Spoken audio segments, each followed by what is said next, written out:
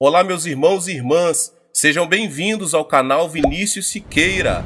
E se você ainda não é inscrito aqui no canal, se inscreva aqui no canal e não esqueça de ativar o sininho das notificações. Todos os dias são postados vídeos abençoados aqui no canal para te abençoar. Vamos a mais uma palavra do Senhor. Meus irmãos e irmãs, eu gostaria de ministrar sobre vocês nesta noite sobre um plano de um reavivamento, de como você pode orar por ele e perseverar até que se realize. Agora desejo falar sobre a importância de um plano num reavivamento. Mas muitos perguntam, por que o plano? A resposta é simples. Deus nunca fez nada sem um plano definido. Quando deu instruções a Moisés com vistas ao tabernáculo, deu-lhe planos claros. O templo foi construído segundo o plano claro dado por Deus. A igreja primitiva crescia de acordo com o plano de Deus. Sim, desde a criação do universo até a salvação da vida dos meus irmãos e irmãs, Deus seguiu um plano claro. Assim sendo, porque iríamos nós edificar a igreja local sem um plano definido? Como podemos ter um plano para um reavivamento? Já afirmei que o reavivamento é obra soberana do Espírito Santo. Não podemos, pois, planejar um reavivamento, mas devemos ter um plano num reavivamento. Estou considerando como certo que você agora crê em Deus para que o Espírito Santo atue em sua vida e em sua igreja. Por que orar se não crer que Deus responde? Se, porém, você crê que Deus vai responder às suas orações e sua igreja passará por um reavivamento, então espere que centenas e até milhares de almas sejam adicionadas a ela. Surge, contudo, uma pergunta óbvia: que fazer com centenas ou com milhares de novos membros? Como cuidar deles? Onde irão sentar-se? Que programa de treinamento foi traçado para motivar os novos convertidos e treiná-los para conquistar outros? Surge, pois, o problema óbvio, isto é, muitas igrejas oram por algo para o qual não estão preparadas. Só porque Deus faz alguma coisa soberanamente, não quer dizer que ele vai mantê-la sem a nossa cooperação. Lembre-se de que Deus o escolheu como instrumento da obra divina em sua comunidade. É preciso que você esteja preparado para a resposta às suas orações pelo reavivamento. Por que não planejamos antes? Os pregadores evangélicos não têm, tradicionalmente, planejado com cuidado o crescimento de suas igrejas. Que aconteceria com o governo se tivesse um plano ou um orçamento? O fato é que os negócios da igreja têm sido dirigidos de modo a garantir o não crescimento. Desejo a volta de nosso Senhor Jesus Cristo. Creio que ele virá em breve.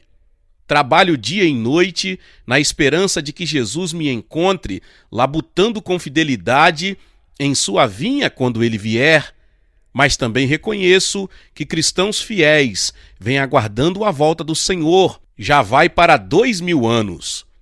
E ele ainda não veio. Isso significa que o Senhor Jesus não voltará até que sejam atingidas condições próprias neste mundo. Jesus disse em Mateus que o evangelho do reino teria de ser pregado por todo o mundo como testemunha claro, antes que viesse o fim. Isto significa que o Senhor não retornará até que em toda parte todos os homens tenham a oportunidade de aceitar ou rejeitar o senhorio de Jesus Cristo.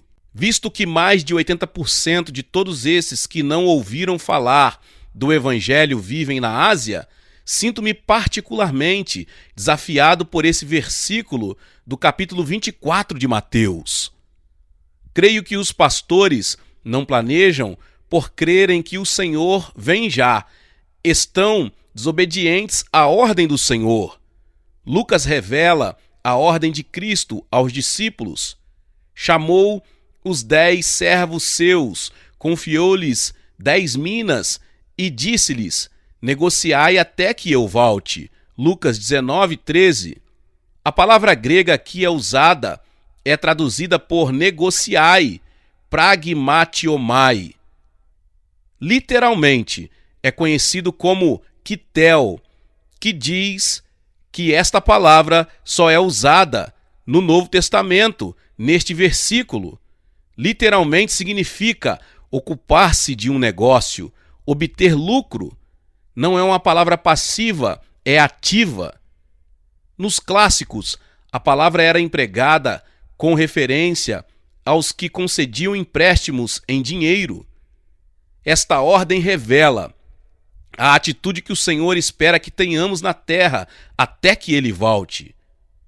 É interessante notar que a palavra pragmático tem suas raízes etimológicas na palavra grega que eu acabei de citar. Portanto, nossa atitude, de acordo com a ordem do nosso Senhor, deveria ser a mesma do antigo emprestador de dinheiro.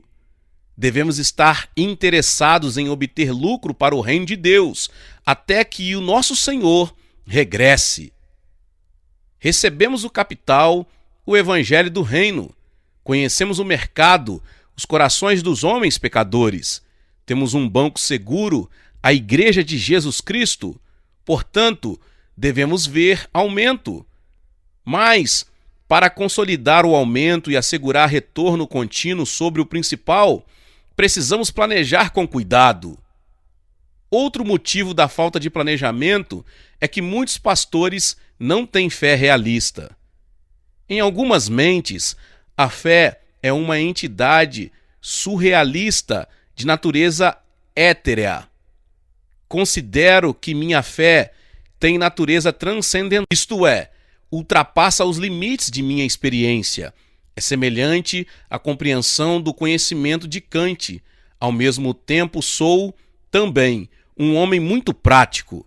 Reconheço que para melhor realizar o propósito para o qual Deus me vocacionou, devo exercitar fé prática. A carta aos Hebreus diz que a fé tem substância. Jesus também descreveu a fé como pessoal. Conforme a vossa fé. Mateus 9:29. Paulo diz que cada um de nós recebeu certa medida de fé. Romanos 12:3. Portanto, cremos que, ao orar, devemos fazê-lo na medida da fé que nos foi concedida especialmente. Por exemplo, se você tem uma igreja de 300 membros, não comece a orar para que ela cresça para 10.000 membros. Você não tem a experiência nem a atuação interior do Espírito Santo para arcar com tão grande responsabilidade. Isso não quer dizer que em poucos anos você não esteja preparado para isso. Significa, sim, que no presente momento você deve lutar por algo que esteja dentro de um plano exequível. Comece a orar por uma congregação de 1.000 membros. Estou limitando Deus? De maneira nenhuma. Deus não pode ser limitado. Mas entendo que Deus deseja trabalhar por meu intermédio e preciso reconhecer a capacidade de minha fé atual. Então é preciso estabelecer metas realistas. Tomemos o caso de um pastor que tem uma congregação de 300 membros. Estabelece um alvo definido de 1.000 membros. Coloque esse alvo adiante do Pai e comece a insistir nele. Fica obcecado com a ideia de 1.000 membros. Ao pregar aos domingos, vê 1.000 membros diante dele. Feito isso, está preparado para começar o planejamento. É preciso também treinar a liderança. Seus futuros líderes estão diante de você. O único problema é que você ainda não os identificou. Preste atenção nos homens e mulheres que fielmente comparecem à igreja todos os domingos. Já manifestam uma importante qualidade da futura liderança: fidelidade. Na maioria das congregações, geralmente há umas poucas pessoas que fazem a maior parte do trabalho. Essas pessoas já estão ocupadas, mas quando você deseja fazer algo, estão dispostas a ir um pouco além. São líderes em formação. Não cometa o erro comum de convocar para a guia leigos os membros de sua igreja de êxito nos negócios. Com frequência, a maioria das pessoas de sucesso nos negócios não se dispõe a dedicar seu tempo para o trabalho da igreja. Isso não quer dizer que Deus não usa pessoas bem-sucedidas, mas é preciso selecioná-las de acordo com as qualidades que estão revelando. Fale com os líderes em potencial acerca de sua visão e alvo. Leve-os a começarem a orar com você por um reavivamento. Dê a cada um deles uma responsabilidade especial no futuro crescimento da igreja. Essa responsabilidade especial significa que cada um deve orar a favor de uma parte específica de sua igreja. Por exemplo, a igreja vai precisar de instalações mais amplas. Nesse caso, o orçamento terá de ser maior. Comece a falar sobre a importância de criar um sistema de grupos familiares. Mais importante ainda, instile neles o desejo ardente de salvação das almas perdidas. Um dos problemas que você terá de enfrentar é a falta geral de desejo sincero de ganhar almas. Desenvolvemos o antigo método de colocar pessoas nas esquinas das ruas e distribuir folhetos a todos os que passavam. Isto não é errado, contanto que venha de Deus a orientação de distribuir folhetos ou pregar em praças públicas.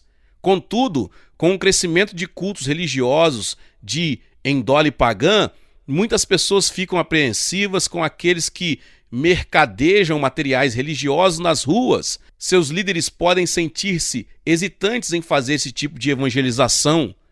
Outro problema que você terá de enfrentar é o seguinte: muitas pessoas ativas numa igreja estão à procura de um grupo de comunhão com a finalidade de tornar-se mais espirituais. Isso significa que não estão muito ansiosas por ganhar almas se esta atividade as impede de crescer no Senhor. Uma das verdades que devem ser instiladas em seus futuros líderes é que tornar-se mais espiritual não é apenas ler a Bíblia e manter comunhão com os outros crentes. Não, o modo mais eficaz é tornar-se um pai ou uma mãe no Senhor. Se você é pai, sabe disso imediatamente. Lembra-se do nascimento do seu primeiro filho. Você assumiu a responsabilidade por outro ser humano. Acho que simplesmente amadureceu quase da noite para o dia. Agora, você já não se preocupa mais apenas consigo mesmo. Tinha de aprender a dar-se como nunca antes. Isto se verifica também com os que se tornam pais espirituais.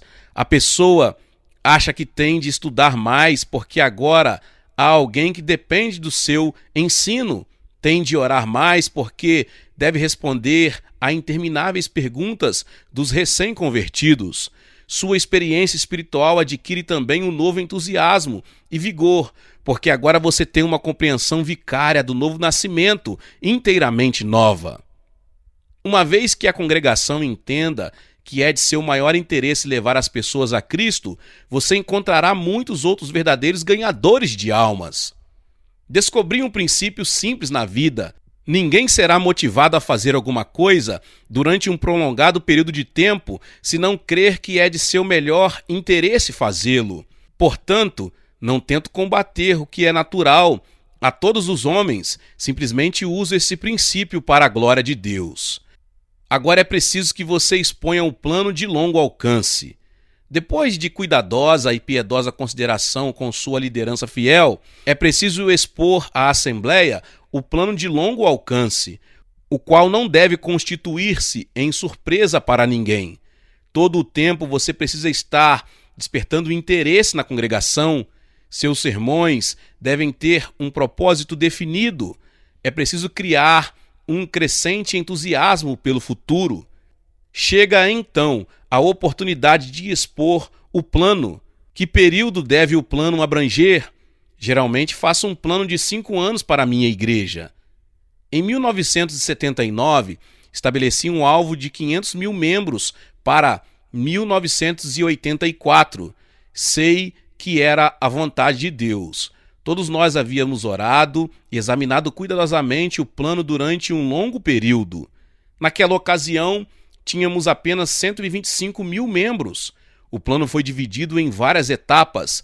Em 1980, teríamos 150 mil membros, em 1982, 200 mil e em 1983, 300 mil membros. Completaríamos nossas instalações durante esse ano e teríamos capacidade para 30 mil lugares no Santuário Central e outros 30 mil nas muitas capelas ligadas ao santuário por circuito fechado de televisão.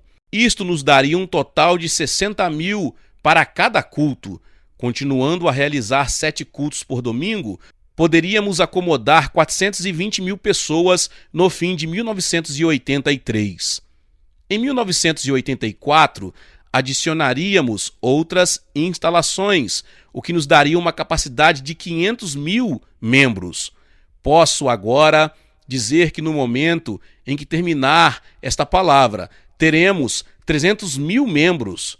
O programa de instalação continua conforme planejado e, se nada der errado, terminaremos antes do prazo.